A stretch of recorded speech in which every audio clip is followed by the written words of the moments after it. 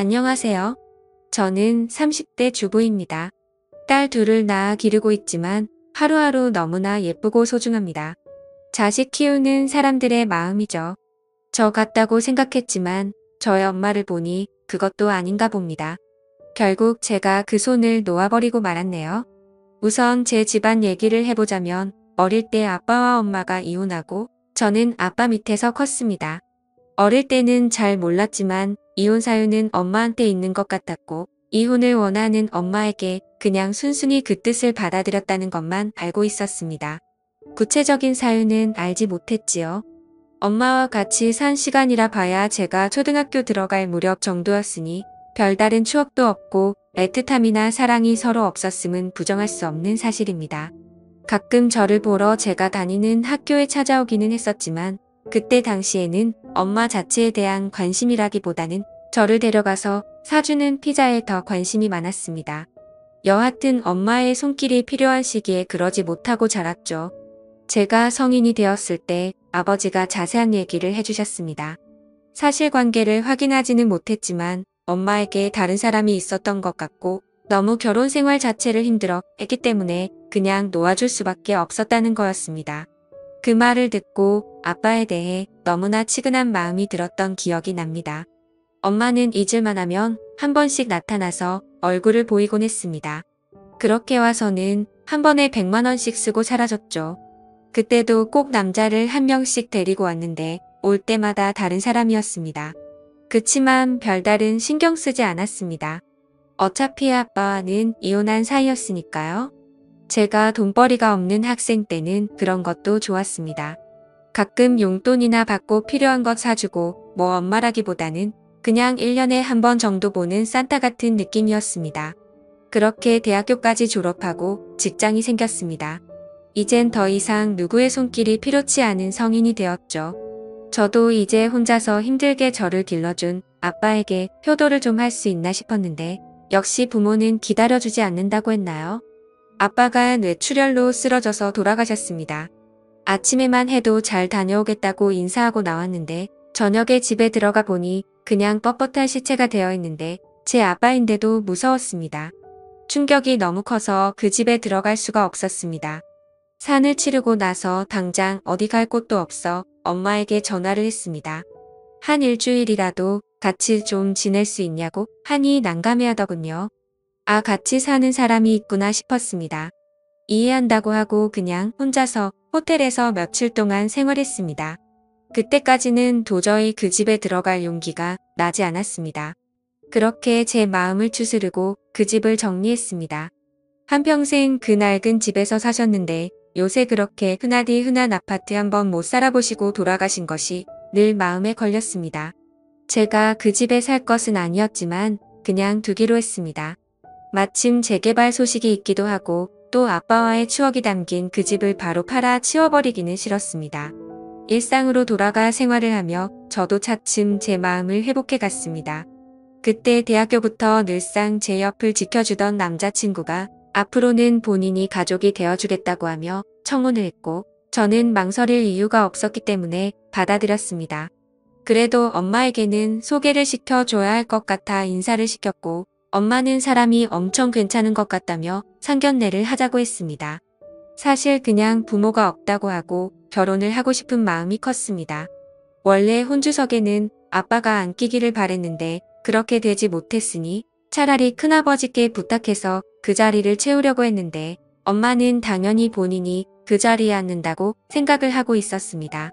어쨌든 남편들 사람한테도 엄마를 보여줬기에 상견례까지 진행했습니다. 남편도 아버지와 둘이 사는 터라 참 조촐한 자리가 되었지요. 날짜를 잡고 나서 꼼꼼하게 준비한 뒤 결혼했습니다. 여기까지는 정말 아무 문제가 없었습니다. 문제는 제가 결혼 생활을 시작하고 나서부터 발생하기 시작했습니다. 저희 집에 너무 찾아오는 것은 그러려니 했지만 남편에게 따로 연락을 해 만나기도 하고 너무 제 엄마를 쓰려는 것 같았습니다. 남편에게는 이혼한 이유가 사실 아빠가 가정에 소홀하고 몰래 만나는 여자가 있어서 이혼했다는 식으로 얘기를 했고 제가 그걸 남편한테 전해 들은 후 너무 화가 나서 돌아가신 아빠 욕 보이지 말라 했더니 정말 사실이라고 하는데 그리 뻔뻔할 수가 없었죠. 그러다 몇 개월 뒤에 지금 같이 살고 있는 남자와 헤어졌는지 저희 집에 와서 살면 안 되냐고 부탁을 하기에 딱 잘라 거절했습니다. 그게 안 되면 아빠가 살던 집이라도 팔아서 돈을 좀 달라고 하더군요. 그건 더더욱 안 된다고 말했는데 그게 꼭 너 것만은 아니란 식으로 말하면서 본인과도 같이 살았던 집이고 아무것도 받지 않고 이혼했으니 자기에게도 어느 정도 지분이 있다고 했습니다. 정말 황당한 노릇이었죠. 저는 싹 다 거절했지만 그때부터 제 친모는 남편과 저를 들들볶기 시작했습니다. 저에게 그러는 것까지는 이해가 되는데 남편에게 전화해서 용돈을 받아가기 시작했고 비를 남편에게 그렇게 안 해도 된다며 앞으로 거절하라고 말했지만 솔직히 쉽지 않다면 앙따매하더군요. 제가 확실하게 말해야 할 것 같아서 엄마에게 앞으로 이런 식으로 안 해줬으면 좋겠다고 했으나 막무가내였습니다. 지금 같이 살던 분과 헤어지고 본인이 먹고 살 길도 없고 어릴 때 내가 도와준 게 생각하면 이러면 안 된다 하면서요. 황당해서 나 어릴 때 1년에 1번씩 와서 용돈이나 주고 간 거 그게 엄마 노릇한 거라고 생각하냐고 물으니 본인의 인생을 살면서도 저를 놓지 않으려고 최선을 다했다고 하는데 제가 똑바로 해도 어쩔 수 없는 것이 남편에게는 장모이다 보니 함부로 못하는 점을 이용해서 계속해서 저희를 못살게 굴었습니다. 밤 11시 넘은 시간에 술에 취해 와서는 오늘 자고 가도 괜찮지. 김서방 웃는데 어느 사위가 안 된다고 할 수 있을까요? 계속해서 이런 식으로 저와 남편을 못살게 굴었습니다. 그리고 아빠가 남긴 집에 대한 절반을 저에게 자꾸 요구했고 그것 때문에 점점 사이가 안 좋아져 갔습니다. 그러던 어느 주말이었습니다. 남편은 친구들과 낚시를 갔고 저도 오랜만에 혼자 갖는 자유시간이라 결혼하고 나서 고맙다고도 못된 친구들을 만나서 밥이라도 사주려고 나가 있었습니다. 남편에게 전화가 오더니 지금 어디냐고 묻기에 나와 있다고 하니 어머님한테 전화와서 집 앞에 왔는데 아무도 없어서 좀 들어가 있는다고 아기의 비밀번호를 가르쳐줬다고 했습니다. 그러고 나니 뭔가 좀 찝찝해서 저한테 연락을 했고요. 저도 갑자기 불길한 기운이 들어서 엄마에게 전화를 하니 받지를 않았습니다. 멀리 나와 있어 가보지도 못하고 노는 내내 영 찝찝한 게 좋지 않았습니다. 자리를 파하고 집에 돌아와 보니 엄마는 없었습니다. 뭐가 없어졌나 급하게 찾아봤지만 별다르게 뭐가 없어진 것은 없는 것 같아 다행이라고 생각했죠. 그런데 다음 주말에 뭐가 없어졌는지 알게 되었습니다. 제 것이 아닌 남편의 시계와 벨트가 없어졌더군요. 예물로 한 것이라 딱히 하고 다닐 일이 없어서 몰랐는데 결혼식 때문에 하게 될 일이 생겨서 찾아봐도 도저히 찾을 수가 없었습니다. 정말 화가 나서 전화에 빠졌더니 절대 본인이 아니라고 잡아뜨더군요. 저한테 막말까지 해가면서요.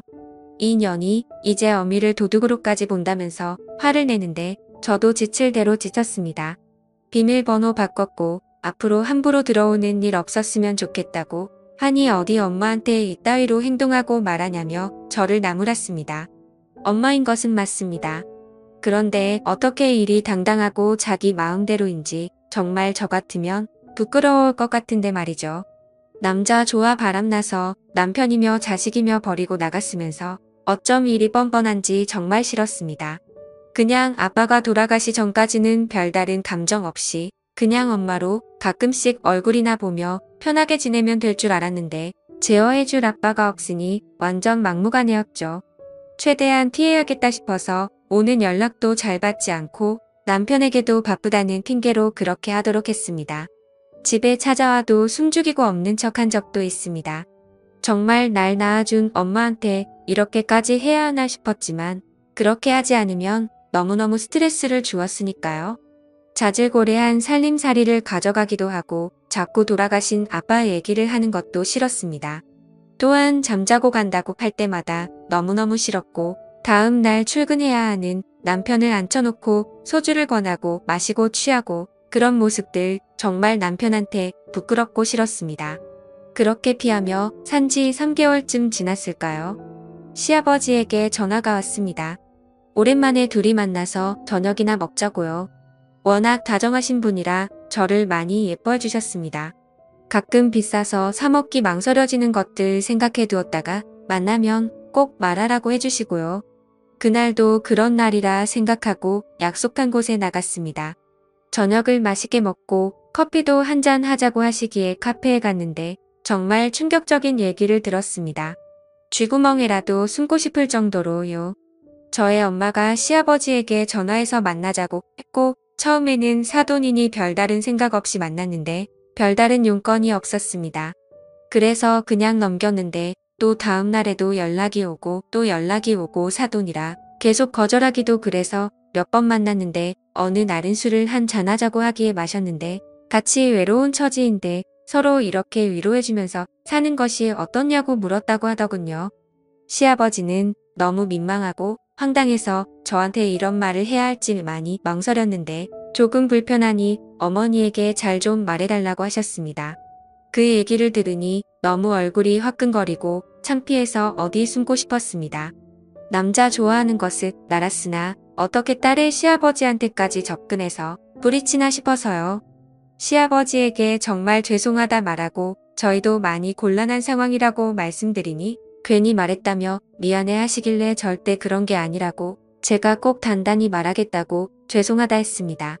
이게 무슨 정말 집안 망신인지 너무 열이 받아 그 길로 엄마가 살고 있다는 집 주소를 전해받은 적이 있어서 내비 찍어갔습니다.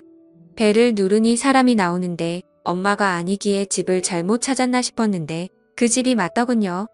또 남자와 같이 있었습니다.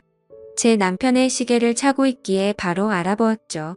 딱 봐도 본인보다 훨씬 어려 보이는 남자와 한방에서 그러고 있는 거 보니 부하가 치밀었습니다.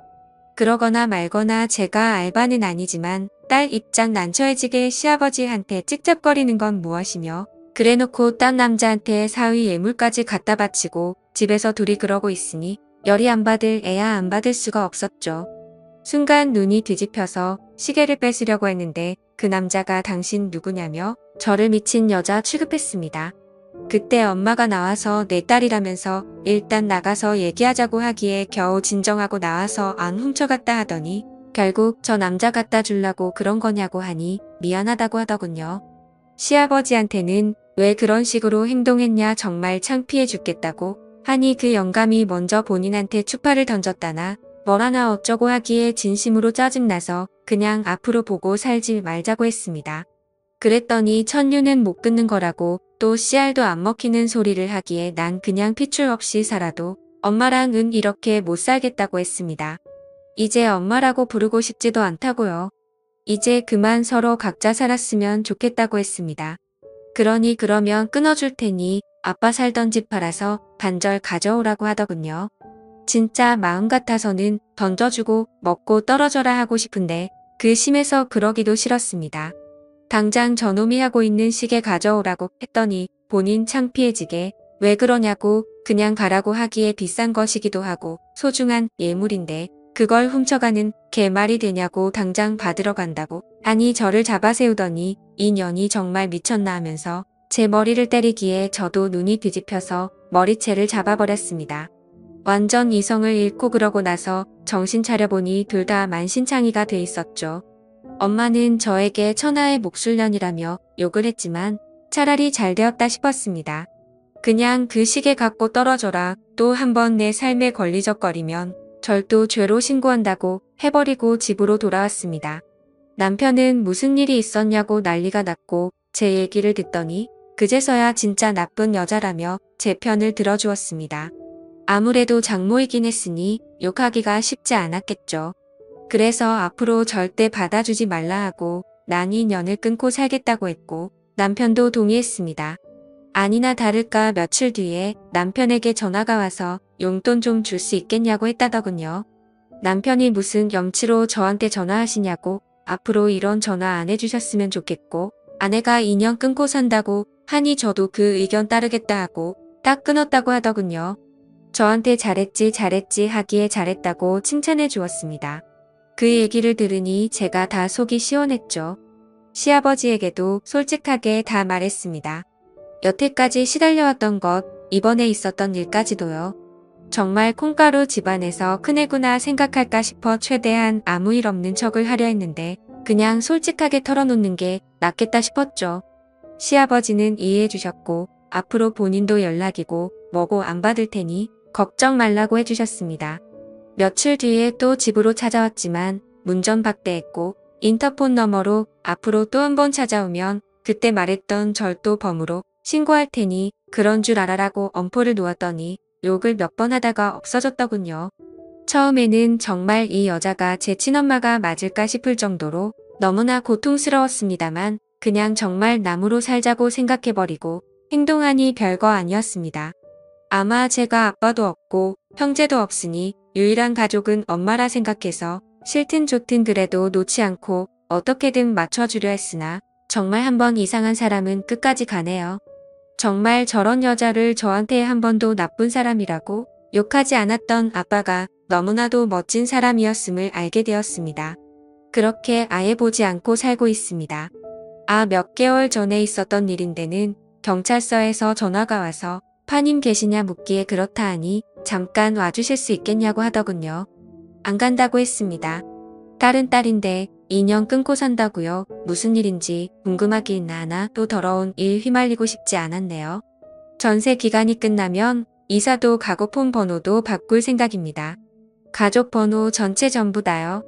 정말 엄마 말대로 천류는 끊어낼 수 없는 것이라고는 해도 끊어내기보다는 그냥 숨어버리는 편이 더 낫겠다 싶습니다. 이런 제가 질타받을 수는 있어도 후회는 없을 것 같습니다. 들들 볶는 친모 정말 이젠 안녕이길 바랍니다. 사연을 읽어주셔서 감사합니다.